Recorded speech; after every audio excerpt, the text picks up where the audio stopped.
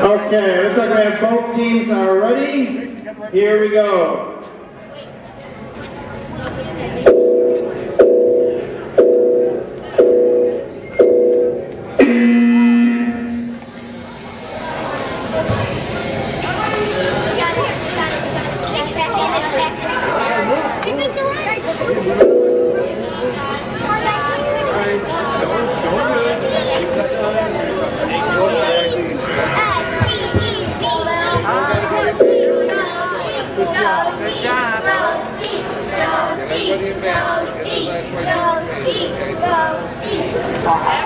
Yeah! All right, here we go.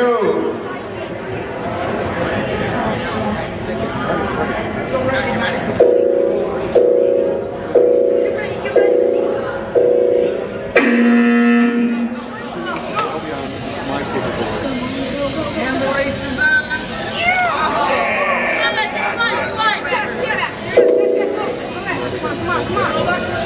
Okay, you're in base. Do it.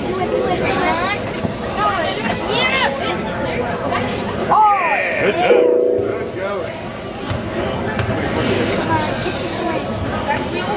Good going. Push it down. Oh! Okay, guys. Up next. That was impressive. Nice. Sensor.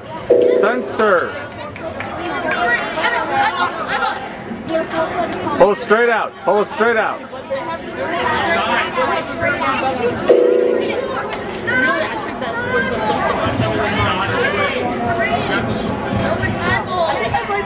The base straight.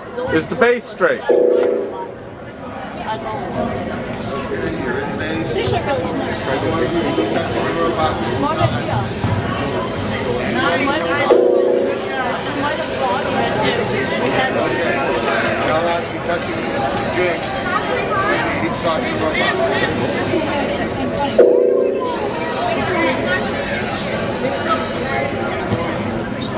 Get it back now. Tristan, you're up.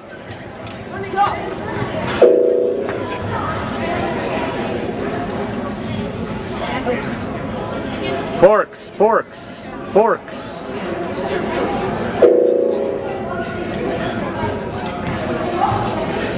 Lower it.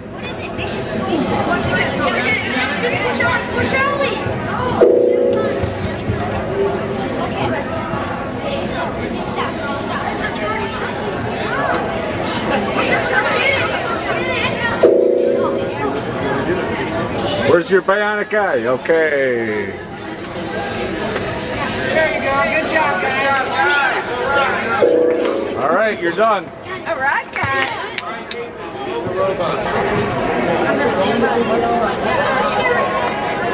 Give me an A.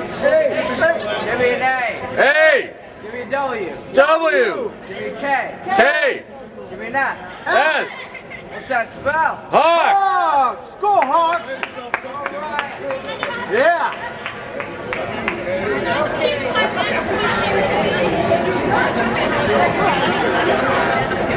Is avocado ready?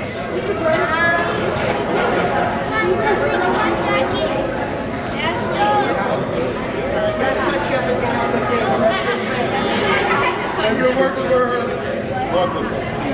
Obviously,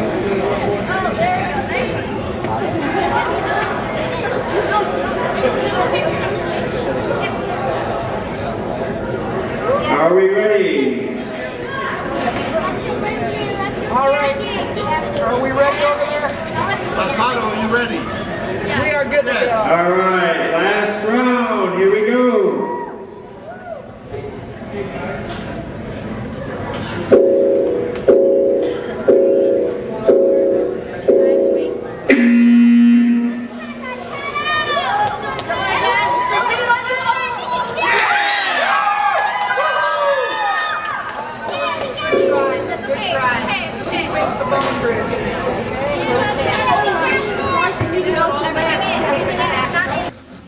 Basically what's going to happen, we have a little discussion task for you guys to do, and you get 4 minutes to do it. And then you just tell us what you decided, and we'll let you know when you only have 1 minute left on the task. And then we're just going to ask you a few questions about how the season went for you guys, okay? So your task is this. Your team has acquired enough funding to do a research project in one of the following areas. The first one is diabetes, and your team would develop an artificial pancreas to automatically release insulin in the body the same way a healthy pancreas would. And the second topic is heart bypass surgery, where your team would develop a surgical tool to use in the heart bypass surgery where a vein is removed from the leg and used to go around a non-functioning area of the heart. So your task is to determine which project you would do if you could. You don't have to do the project, you just have to pick one. And you might wish to consider the impact your research would have on our society and how likely it is that your project would significantly improve treatments, okay?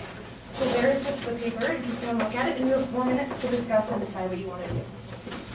And talk loud so we can hear you.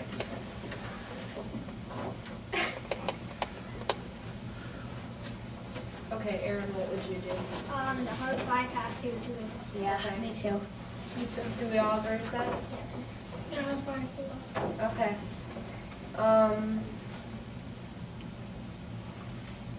So, hold on.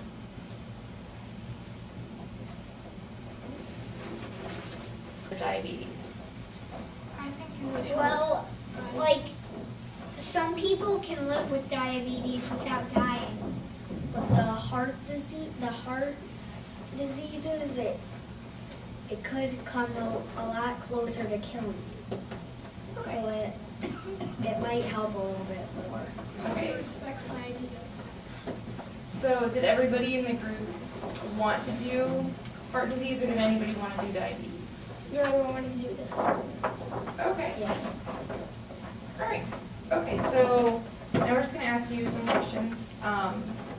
So this is now just from the whole season when you were working in your robot doing the challenge project. Can you just tell us a little bit about the roles each of you had on the team, kind of how you divided up all the work, and why you decided to do it like that? At the beginning, the teacher had these videos that we were supposed to watch, which explained how to use the software that we were using. And then after that, everybody started doing this first mission, but we found out that wasn't going to work because we didn't have enough time left until the competition. So everybody was assigned 2 or 3 missions to do. And we were assigned groups to work in. Okay. So did everyone like do some of the programming and some of the challenge project, or did you kind of like could anybody do any role, or did you kind of? Every day we It's were like, here's 4 things, he's like, here's 2 or 3 things you have to do. Do this, and then we start out with one, and then we go to the next one, and then we go to the next one, next one. Okay. in the class. So we like switch on. Okay. Like every day we got to do each one of these tricks. Okay. So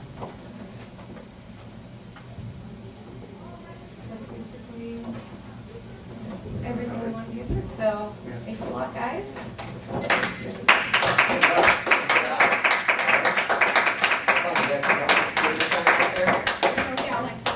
One more round. Good luck with that. All right. Great. The brain works by neutrons communicating with each other. And neurons communicate by electrical signals. Each has the brain has unique electrical signals. The BCI works, or brain control interface, works by detecting these electrical signals. Then a computer program analyzes the data to determine what movement or action the electrical signal represents. The signal is then sent to the device, a robotic arm, video game, or computer. For people who are almost completely paralyzed or have artificial limbs, the motor areas brain still works for me. But it's, I did biomimetics, which is functions in nature applied to technology and engineering. Basically how things in nature were used to design things, technologies that we use in the real world. This is a boxfish, and it was used to make the Daimler Chrysler boxfish car, which is very environmentally friendly, and it uses, I think, 20% less gas than a normal car, and it gets better mileage too. A lot of people use seashells to inspire their pottery, and TV screens are actually all designed the same way a butterfly's wing is, and in the military they use autonomous robots, which are also used for playing soccer sometimes, so that's why it's soccer ball. But autonomous defense robots, and they are using bugs such as bees and dragonflies to better program the robots. And tape was based off of gecko feet, and the wings on airplanes were actually based off the fins on a humpback whale, and of course birds. And Velcro was inspired by burrs, the way it stopped the thing. And the Speedo fast skin bodysuit was inspired by sharks. It has a texture on it, somewhat like sharks, that makes you go much faster in the water.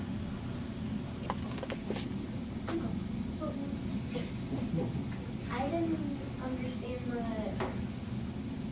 concept of the project. I think I made the wrong poster. It's okay, keep going. Yeah, just tell us about it. I made a poster for this. I know the colors of Lego are yellow and red, so I made the border and the letters out of it. And I took the little Lego stuff into the letters, and I put a few Lego pieces up here, like the motor, the light sensor, a few bricks, the NXT block, a gear connected to a 4x4 rod. did whatever body part I felt like. And the first thing that came to mind is an arm, so I did a bionic arm. And